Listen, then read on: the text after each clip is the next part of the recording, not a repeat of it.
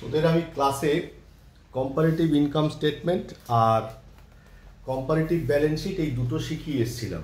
বলেছিলাম যে এবার আমরা আরও একটা পদ্ধতি দেখব, সেটা হচ্ছে common size income statement R common size balance sheet.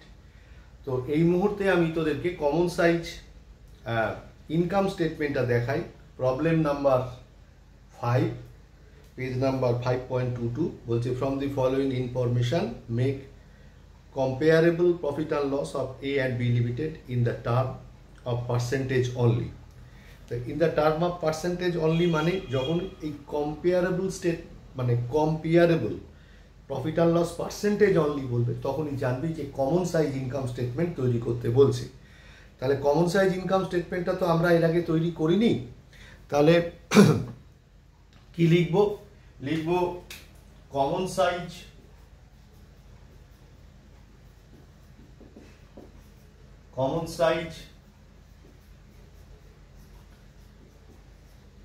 income statement of হচ্ছে A limited and B limited. Common size income statement of A limited and B limited. Of A limited and B limited.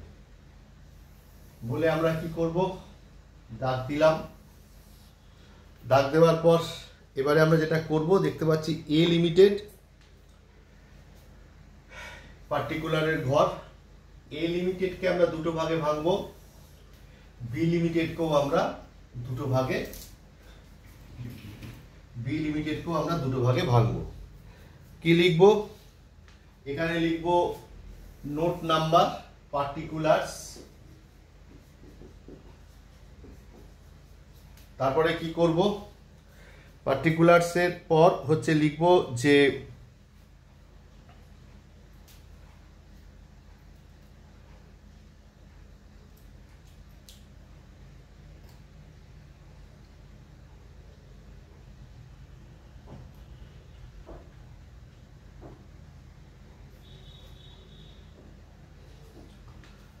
এখানে লিখব note number,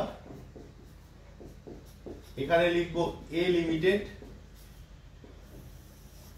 এটা হবে যে original figure, যেটা সেটা হচ্ছে যে অ্যাকচুয়াল ফিগারটা,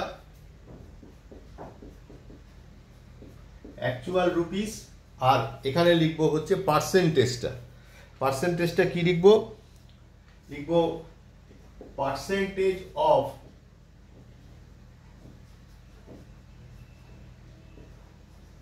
রেভিনিউ ফ্রম অপারেশন। একই রকম ভাবে লিখবো বি লিমিটেড, এখানে লিখবো অ্যাকচুয়াল, তার নিচে rupees, percentage of revenue from operation. ঠিক আছে?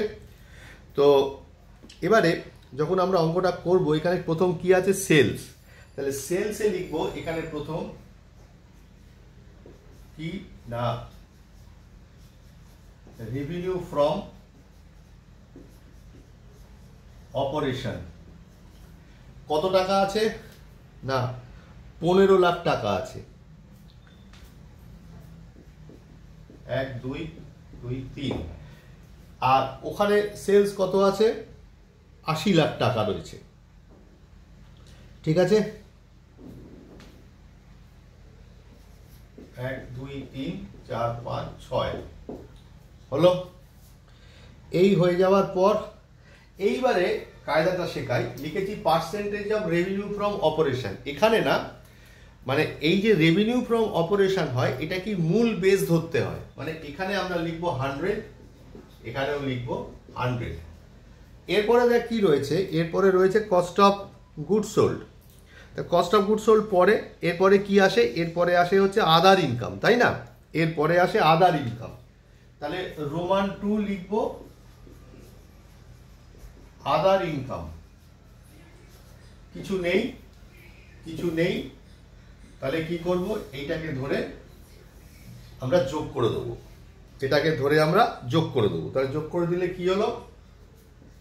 নেমে এলো 15 লাখ, 100 নেমে এলো 80 লাখ, আর হচ্ছে এখানে 100 হলো।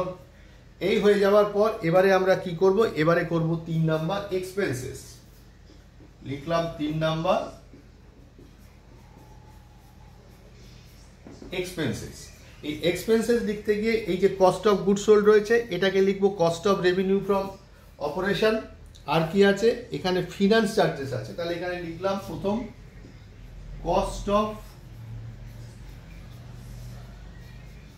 Revenue from operation. তাহলে cost of revenue from operation কি আছে, cost of revenue from operation আছে 12 লাখ আর 60 লাখ। ঠিক আছে, 12 লাখ আর 60 লাখ রয়েছে, তাহলে লিখলাম 12 লাখ আর হচ্ছে গিয়ে 60 লাখ। এইবার ভালো করে বোঝবার চেষ্টা কর, তুই হিসেবটা কি মানে এখানে তুই কি করে করবি, সবসময় এইটা বেস ধরবি, এখানে এইটা বেস ধরবি। তার মানেটা কি, তার মানে 12 লাখ ডিভাইডেড বাই ওই 15 লাখ ইন্টু 100 করলে হয় 80।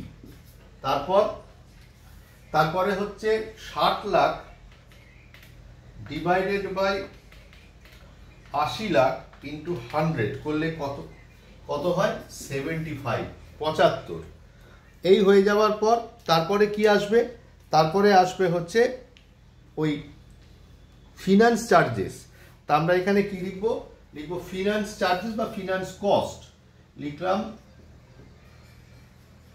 ফিনান্স চার্জেসই লিখলাম। কত টাকা আছে ফিনান্স চার্জেস, ফিনান্স চার্জেস আছে যথাক্রমে 20,000 আর 2 লাখ। লিখলাম 20,000 আর হচ্ছে গিয়ে 2 লাখ হলো। এই লিখবার পর আবারও তাই কি করব, 2 lakh by 20,000 by 15 lakh, 20,000 divided by 15 lakh করলে কত হয় ইন্টু 100, 1.3333 হয়। ঠিক আছে, তাহলে আমরা লিখবো 1.33, লিখলাম 1.33। আর এটা হচ্ছে 2 lakh by 80 lakh, 2 lakh divided by 80 lakh into 100 করলে কত হয় 2.5 হলো হচ্ছে গিয়ে 2.5। বুঝতে পারছিস আশা করি। এরপরে কি করব, এরপরে আছে হচ্ছে অ্যাডমিনিস্ট্রেশন এক্সপেন্সেস আর সেলিং এক্সপেন্সেস। আমার এখানে জায়গা কমে আসছে, তাও আমি যতটা পারছি করছি। অ্যাডমিনিস্ট্রেটিভ এক্সপেন্সেস কত টাকা আছে, অ্যাডমিনিস্ট্রেটিভ এক্সপেন্সেস আছে যথাক্রমে 70,000 আর 5 লাখ। 70,000 আর হচ্ছে গিয়ে 5 লাখ। তাহলে কি হবে 70,000 ডিভাইডেড বাই 15 লাখ ইন্টু 100 করলে কত হয় 4.666, মানে 4.67।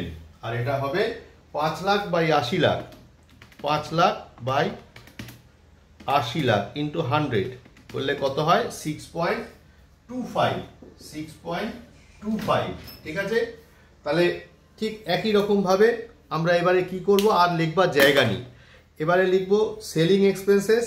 তাহলে সেলিং এক্সপেন্সেসের জায়গায় আবার একই রকমের বসাবো, এই সবকটাকে যোগ করব। যোগ করার পর এটাকে লিখব টোটাল এক্সপেন্সেস। টোটাল এক্সপেন্সেসের পর লিখব profit for the year before tax. কি লিখব, এইটা হচ্ছে টোটাল ইনকাম।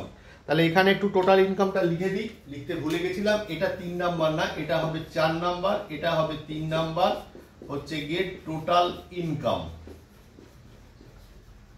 তাহলে এবারে কি করবি, লিখবি profit, profit for the year হচ্ছে গিয়ে 3 নাম্বার মাইনাস 4 নাম্বার, মানে এখানে দাগ হয়ে যাবে। ওই অবশ্যই সেলিংটা লিখবার পর তাহলে প্রফিট ফর দ্য ইয়ার যখন করবি তখন কি করবি, তখন যেটা করবি সেটা হচ্ছে যে এটা থেকে এটা মাইনাস করবি, মাইনাস করার পর যখন টাকাটা বসাবি সেটাও কি করবি, সেটা বাই 15 লাখ ইন্টু 100 করবি, ওখানেও তাই করবি। এই হচ্ছে আমার কমন সাইজ ইনকাম স্টেটমেন্ট। আরও একটা অঙ্ক করাবার ইচ্ছে রইল, আগামীকাল সেই অঙ্কটা দেওয়ার চেষ্টা করব। আপাতত এটুকুই।